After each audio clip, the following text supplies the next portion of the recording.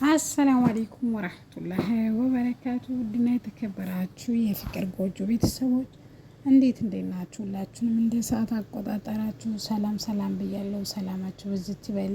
ዛሬ እንግዲህ አዲስ ቪዲዮ ይዤላችሁ መጥቻለሁ። የህይወት መንገድ ይዤላችሁ መጥቻለሁ። እንግዲህ እንድትከታተሉ በአክብሮት እጠይቃለሁ። የህይወት ውጣ ውረድ፣ መውጣት መውረድ፣ መሰናክል ብቻ እውነትም የህይወት መንገድ ፊልሙን አይታችሁ ስሙን ስታስተያዩት አንድ አይነት አታውቁም። በጣም ህይወት አድካሚ ናት። እውነትም መንገዱ አያልቅም፣ መንታ የበዛባት እና ለማንኛውም ዛሬ የህይወት መንገድን ይዤላችሁ መጥቻለሁ። አዲስ የሆናችሁ ሰብስክራይብ በማድረግ ጀምሩ። ነባሮች ደግሞ ላይክ ሼር እያደረጋችሁ አበረታቱኝ። ምንም አትጎዱ። ሼር ላይክ ብታደርጉ ሰብስክራይብ ብታደርጉ ለእኔ ትጠቅሙኛላችሁ። ከእናንተ ግን የሚቀነስባችሁ ምንም ነገር የለም ማለት ነው። ስለዚህ ወደ ዛሬ ቪዲዮ ይሄዳለሁ። ዛሬ የባለፈው ቪዲዮ እንግዲህ ለማስታወስ ያክል ዴቭ ልጅቷን ይዟት እየመጣ ለእንትና ሰጥቷት ለህይወት ወይ ልጅ የኔ ልጅ የራሴ ልጅ ናት እያለች እያገለባበጠች ስስማት ነበረ።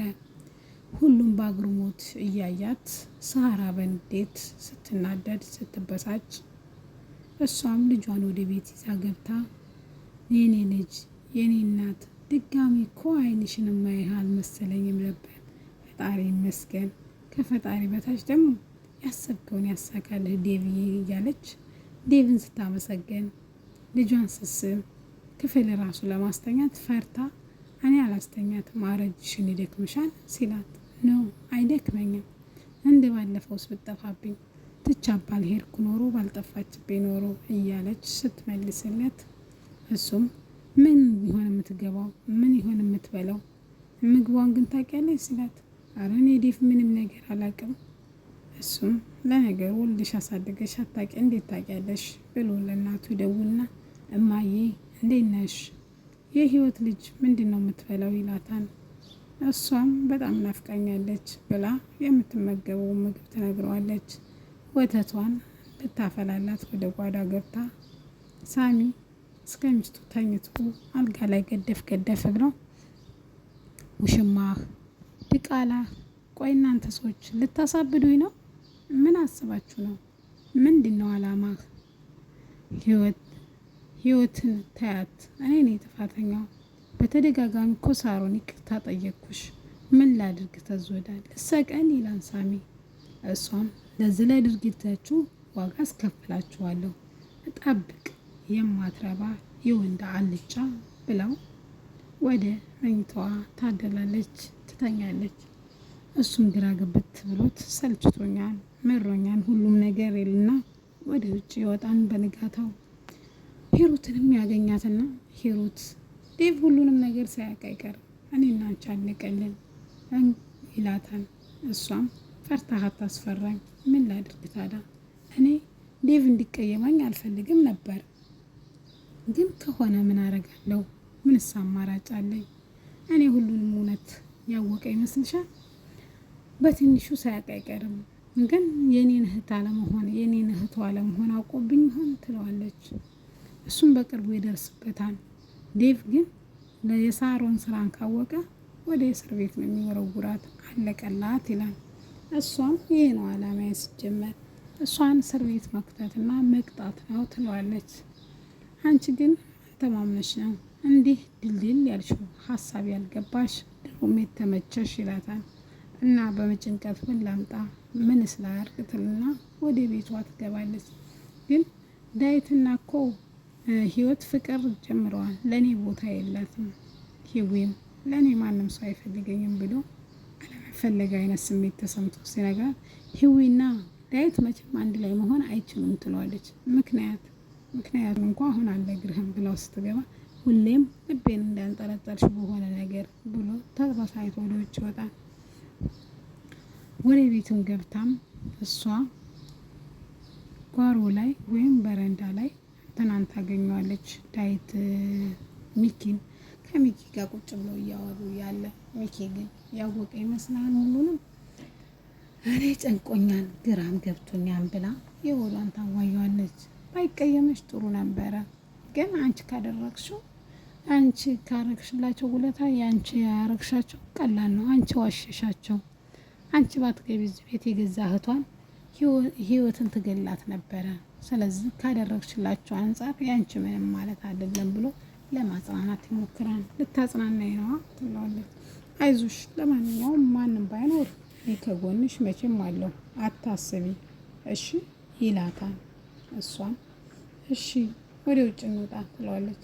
አንቺ መውጣት ከፈለግሽ ውጭ፣ እኔ ግን ከዚች ነቅነቅ አልልም ብሏት ግትር ይልባታል። ግትር ነህ እኮ መቼም አንዴ ካልመሰለህ እሺ አትላለም ሚኪ ብላ እሱም አዎ እሺ አልልም ብሎ እዛው የቀረውን እያወጋጉ እያለ ሳራ ወደ ሂዊ ክፍል ትገባና እንዴት ማድረግ እንዳለባት ልጅቷን ልታፈንበት ራስ ትገባ ደቀስ እያለ ሳሚ ተከታተላት ነበረ። አይቶም ምንም አላለም። ተኮነ አንቺ ግን ምን አይነት ሰው ነሽ? ለየልሽ ይቺ ምንም የማታውቅ ህፃን ልጅ ለምንድን ነው እንደዚህ የምታረገው? ምንድን ነው ችግሩ ይላታል ማለት ነው። ልታሳብደኝ ነው ይኸው በአንተ ምክንያት እንኳን ደስ አለ ይላል ትላለች ማለት ነው። ይህም እየተጫጫሁ ያለ ዴቭ ይመጣና ምንድን ነው ችግሩ ይላታል። ችግሩማ ሊያሳብዱኝ ነው፣ ዲቃውለውና ውሽማውን ቤት አስቀመጣቸው፣ ከገዛ ቤቴ አሳብዳችሁ ትለቆኝ ነው ትለዋለች። ዴቭም እንግዲህ ለምትናገሪው ነገር ስነ ስርዓት ይኑርሽ፣ ይሄ ልክ አመለካከት አይደለም፣ ልክም አይደለም፣ እባክሽ ወደ ራስሽ ተመለሽ ይላታል። በፍጹም ልትሰማው ፈቃደኛ አልነበረችም። የራስ ጉዳይ የምትላት ካለ ራስ በላት፣ እኔ ሄጃለሁ ብሎ ሳሚን ትቶት ይሄዳል። እሱም እጁ ልቅ አድርጎ ይዞ ሳሩ ስነ ስርዓት ያዥ፣ ወደ ራስሽ ተመለሽ፣ እኔ ነግሬሻለሁ ምናምን እያለ ሲነግራትም እሷ ግን ልትሰማው አልፈቀደችም ነበር። በር ቆልፎባት ወደ ውጭ ይወጣል። እሱንም ስትወጣም ሂዊ ታገኘዋለች። ማንም ሰው ይሄን በር እንዳይከፍት ከአንቺ ጋር ነው ጠብ፣ ይሄ በር ቢከፈትላት ይላታል። አስጠንቅቋት እየሄደች እያለ አንቺን የክፍል ገብተሽ ተቀመጭ ብሎ እየሄደ እያለ ሂሩትን ያገኛታል። ሂሩት ምንድን ነው ስትለው ተመሳሳይ መልስ ይመልስላታል። ሳራ ናታ አሳብዳ ልታሳብደኝ ህይወትን ታልገደልኩ ትላለች እስከ ልጇ ይላታል። እሷም አረ እንደምን ይሻላታል ለየላት እኮ ማለት ነው፣ ማንም ሰው በር እንዳይከፍትላት ብሎ አስጠንቅቋት ይሄዳል ማለት ነው። እነሱም እሺ ማንም ሰው አይከፍትላትም በሩን ብላ ሳራም እሺ ትለዋለች ሂሩት።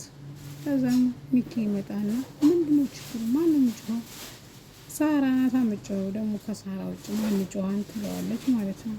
እሱም ነው ሳራ ሂዊና ልጇን ካልገደልኩ ነው አሉ የምትለው ትልና እያወሩ እያለ አሁን ታዲያ ወዴት እየሄደ ነው? የእንቅልፍ መድኃኒት ይገዛላት እየሄደ ነው ትለዋለች። አይ አንቺ ደግሞ እህት ባለመሆንሽን ሲያውቅ ራሱ መድኃኒቱን ይገዛን የእንቅልፍ መድኃኒቱን እያለ በድንገት ሂዊ ትሰማዋለች። ሂዊ ደንግጣ መስማቱን መቋቋም አቅቷት ልትወጥ ልጇን ይዛ ገደፍ ትላለች። በጣም ደንግጣለች። ያየችው ነገር መሆኑ የሰማችው ነገር፣ ምክንያቱም ሂሩት የነሱ እህት አልሆነች የማን ትሆናለች ብላ ስለምታስብ።